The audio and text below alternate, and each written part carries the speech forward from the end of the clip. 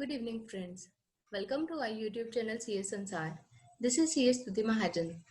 Today, we are going to discuss old versus new income tax scheme for the financial year 2020-21.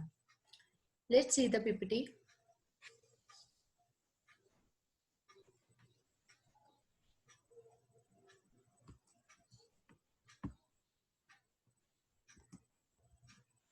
Old versus new income tax slab for financial year 2020-21. Introduction. In India, income tax is levied on individual taxpayers on the basis of a slab system where different tax rates have been prescribed for different slabs, and such tax rates keep increasing with an increase in the income slab. Existing tax regime. There are three categories of individual taxpayers: individuals below the age of 60 years, which include resident as well as non-resident. Second category, resident senior citizens, 60 years and above but below 80 years. Resident super senior citizens above 80 years of age. There are different slabs for each category of taxpayers. Such tax slabs tend to undergo a change during every budget. Budget 2020 has announced a new tax regime, giving taxpayers an option to pay taxes as per the new tax slabs from financial year 2020-21 onwards. There are two options for the assessor to choose an income tax slab: option 1, option 2. So let's discuss option 1. For individuals up to 60 years of age, if income is up to 2.5 lakhs, tax is nil. If income is up to 2.5 lakhs to 5 lakhs, tax is 5%. 5 to 10 lakhs income, tax is 20%, and above 10 lakh income, tax is 30%. For individuals 60 years of age but less than 80 years, तो option 1 के अंदर क्या है? If income is up to 3 lakhs, tax is nil. 3 to 5 lakhs, tax is 5%. 5 to 10 lakhs, tax is 20%, and above 10 lakhs, tax is 30%. For our super senior citizens, if income is up to 5 lakhs, tax is nil. 5 to 10 lakhs, tax is 20%, and above 10 lakhs, tax is 30%. Surcharge. If income is up to 50 lakhs, surcharge is nil. If income is between 50 lakhs to 1 crore, surcharge is 10%, and above 1 crore, surcharge is 15%. Rebate under section 87A. If income is up to 5 lakhs, तो rebate हमें under section 87A में कितनी मिल सकती है? 12,500 maximum. Health and education cess on tax plus surcharge के ऊपर 4%. Deductions, standard deduction कितनी है? 50,000 की. एंड चैप्टर 6A की डिडक्शंस वो भी हमें अवेलेबल है अगर हम ऑप्ट करते हैं option 1. Now see the option 2, new design.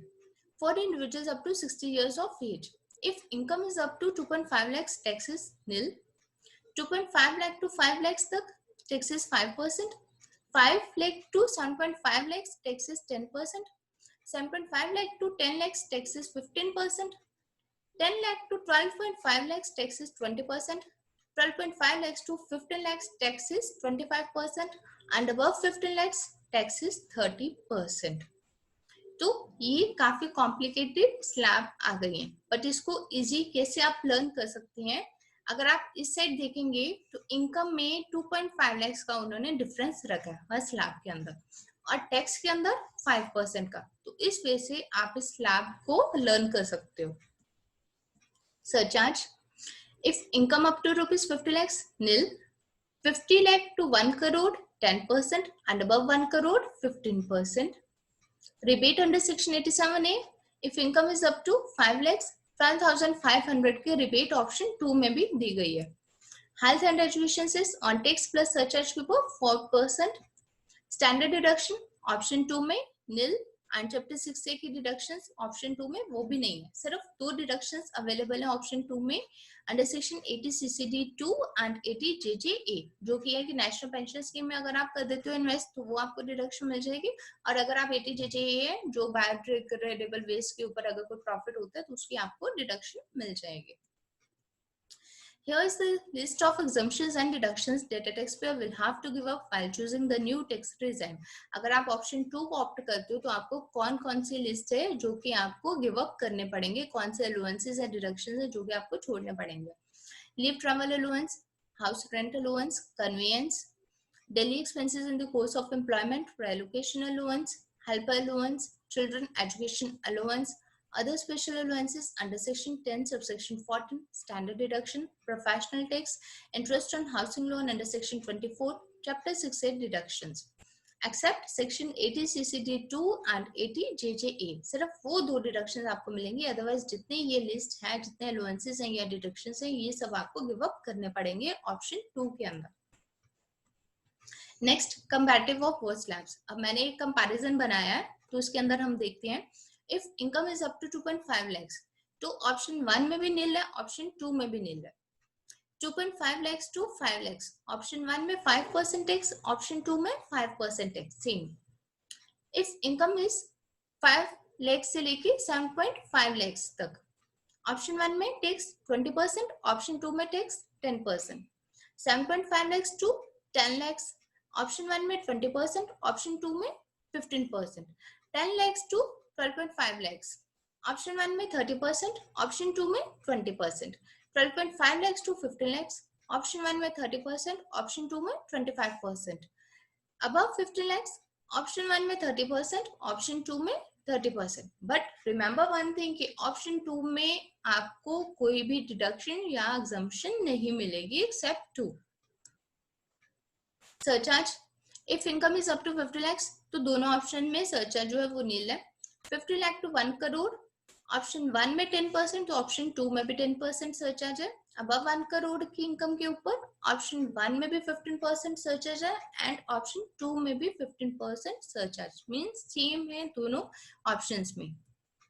Rebate under section 87A, again if income is up to 5 lakhs तो rebate under section 87A maximum जो है वो 12,500 आपको मिलेगी under both the options. Health and education cess, दोनों options में 4% deductions. Standard deduction option 1 में 50,000 मिलेगी, बट ऑप्शन 2 जो नई वाली स्कीम है उसके अंदर स्टैंडर्ड डिडक्शन नहीं मिलेगी. चैप्टर 6 से डिडक्शंस ऑप्शन 1 में मिलेंगी, बट ऑप्शन 2 में नहीं मिलेंगी accept under section 80 CCD2 and 80 JJA. उसके अलावा आपको कोई डिडक्शन नहीं मिलेगी ऑप्शन 2 में, कोई एग्जम्पशन, कोई अलाउंसेस नहीं मिलेंगे. नेक्स्ट, ये मैंने थोड़े से केसेस, 3 केसेस यहाँ पे तैयार किए हैं, उसको हम स्टडी कर लेते हैं. केस 1, सबसे पहले हम लोग क्या देखेंगे, इनकम टैक्स इंडिया filing.gov.in के अंदर जाकर आपको टैक्स कैलकुलेटर की वहां पर ऑप्शन दी गई है जिससे आप इनकम डालकर अपना दोनों रिजाइम के अंदर ओल्ड ऑप्शन और न्यू ऑप्शन के अंदर जो टैक्स बनता है वो कंपेयर करके आपको वहां पे कैलकुलेट कर देंगे. सबसे पहले हमें क्या डालना है, age below 60 years, normal citizen, जैसे जो भी है. मेरे पास जैसे केस आया मैंने बनाया 60 इयर्स के नीचे वाला. एस्टिमेटेड एनुअल इनकम हमने क्या ली है 7,50,000. एग्जम्पशन और डिडक्शन मैंने लिए 2 लाख.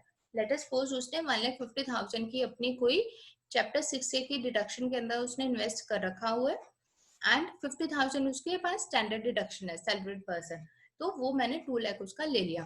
तो अब हम उसका टैक्स कैलकुलेट करते हैं. तो tax payable as per old regime में 23,400 एंड न्यू स्कीम के अंदर 39,000. सो दैट मीन्स अगर किसी की इनकम 7,50,000 है और उसके पास एग्जम्पशन और डिडक्शंस हैं 2 लाख तक, तो उस केस में ओल्ड स्कीम में जाने में ही उसको बेनिफिट है.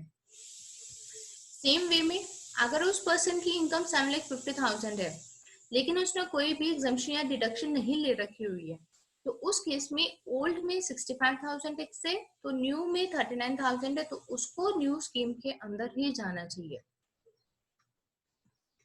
Case 2, estimated annual income is 10 lakh and exemption and deductions again मैंने लिए 2 लाख. 2 लाख से ज्यादा भी हो सकते हैं इनकेस अगर उसके पास HRA है, कोई LTA है, तो वो 2 लाख से ज्यादा भी उसकी एग्जम्पशन डिडक्शन आ सकती है. तो tax payable as per old scheme में 75,400 एंड न्यू स्कीम के अंदर 78,000. सो दैट मीन्स अगेन अगर 10 लाख तक की इनकम है और डिडक्शंस हैं तो ओल्ड स्कीम में ही जाने में बेनिफिशियल है. If the income is 10 lakh और एग्जम्पशन और डिडक्शन 0 है तो ओल्ड स्कीम में 1,17,000 एंड न्यू स्कीम में 78,000. सो दैट मीन्स अगर आपके पास एग्जम्पशन और डिडक्शन नहीं है तो न्यू स्कीम में जाना चाहिए.